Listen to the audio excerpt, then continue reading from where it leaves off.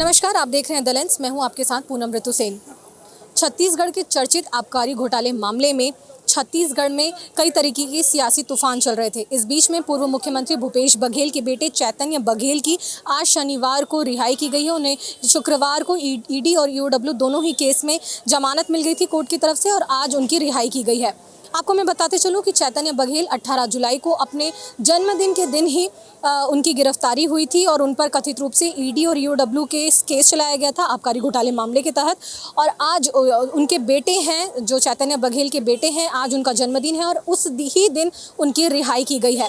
मैं आपको बताते चलूँ कि पिछले 170 दिनों से वे रायपुर के ही केंद्रीय जेल में बंद थे। उन्हें 18 जुलाई को गिरफ्तार किया गया था और चैतन्य बघेल की रिहाई की खबर मिलते ही जेल के बाहर में अगर मैं बात करूँ तो कांग्रेस के समर्थकों और कार्यकर्ताओं की भीड़ यहाँ पर देखी गई है। और इसके अलावा शहर के जो तमाम कांग्रेसी है वो यहाँ पर पहुँच गए और कांग्रेसियों का ये भी कहना है कि जानबूझकर उनकी रिहाई में देरी की गई थी, लेकिन उनका ये कहना है कि सच की जीत हुई है। इस पूरे मामले में मैं आपको ये भी बताना चाहूँगी कि जब से आज उनकी रिहाई की बात सामने आई थी उसके बाद जो मेरे पीछे आप ये गेट देख रहे हैं, अब मैं आपको इस विजुअल के माध्यम से दिखाना चाहूँगी कि जैसे उनकी रिहाई की गई किस तरीके के जो कांग्रेसी समर्थक थे वो यहाँ पर कई संख्या में यहाँ पर एकत्रित हुए थे और इस गेट को ढकेल कर धक्का मारते हुए काफ़ी नारे लगाते हुए उन्हें बाहर निकाला गया है।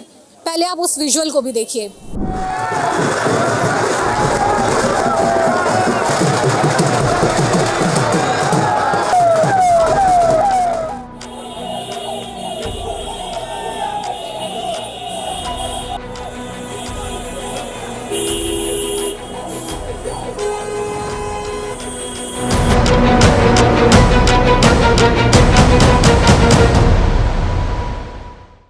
चलिए इस पूरे मामले में चैतन्य बघेल से बात करते हैं, क्या कहना है उनका, सीधे उनसे बात करने की कोशिश करते हैं।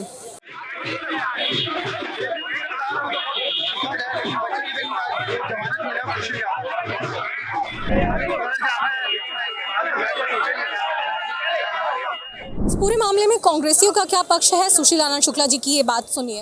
आज चैतन्य बघेल बाहर आ चुके हैं, काफ़ी मशक्कत के बाद उन्हें रिहाई के बाद बाहर लाया गया है, क्या कहना चाहेंगे इस पर? देखिए, आज सत्य की जीत हुई है। चैतन्य बघेल को षड्यंत्र पूर्वक ईडी ने जेल की सलाखों में डाला था और जो उनका बेल ऑर्डर है उसको आप पढ़िए, उससे समझ आ जाता है कि ये पूरा का पूरा एक षड्यंत्र था। एक ऐसा व्यक्ति जो खुद आरोपी था, जो फरार आरोपी है, जिसको पकड़ने का प्रयास नहीं किया गया, उसके बयान के आधार पर चैतन्य बघेल को आरोपी बना के जेल की सीटों में डाला था। अंततः सत्य की जीत हुई। मैं पहले दिन से कह रहे थे न्यायालय पर भरोसा, और आगे भी देखिएगा आप बाइज्जत बरी होंगे। आपको बताते चलें कि छत्तीसगढ़ में कथित रूप से शराब घोटाले मामले में करीबन 2800 करोड़ रुपए का प्रवर्तन निदेशालय ने चैतन्य बघेल को 18 जुलाई को गिरफ्तार किया था।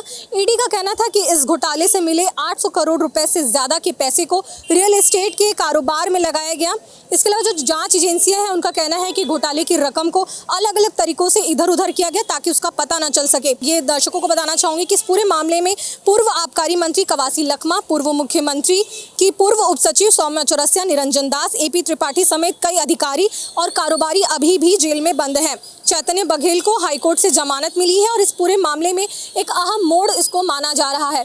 इस मामले पर जो इस पूरे केस को लड़ रहे हैं फैजल रिजवी अधिवक्ता हैं, उनका क्या कहना है, उनके बयान भी सुनिए।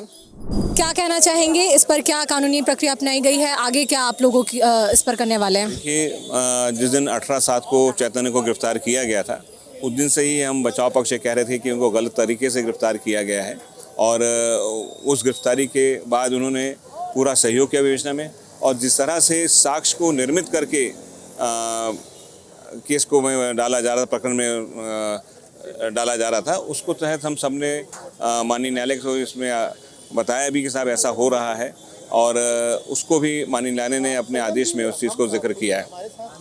आगे अब क्या करने वाले हैं आप लोग? नहीं, अब तो देखिए, अब जो प्रक्रिया चलेगी उसके बाद अब जब करेंगे उसमें और ये पूरा सहयोग करेंगे जो भी विवेचना होगी उनका।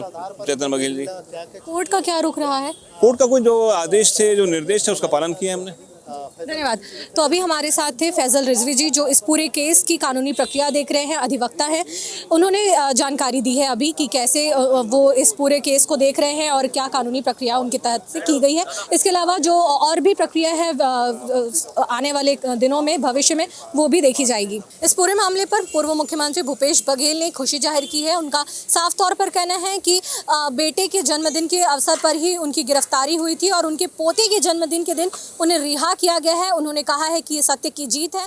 रिहाई के बाद कई तरीके की चर्चाएं होने लगी हैं, राजनीतिक कयास भी लगाए जा रहे हैं। अब ये मामला क्या मोड़ लेता है ये देखना होगा, क्योंकि छत्तीसगढ़ का ये आबकारी घोटाला कई करोड़ों का माना जा रहा है और इस पर कई तरीके के अलग अलग बयान भी सामने आते रहे हैं, क्योंकि इसमें अधिकारी भी इसके जद में आए हैं। पूर्व जो आबकारी मंत्री थे कवासी लखमा, वो भी इसके जद में आए हैं।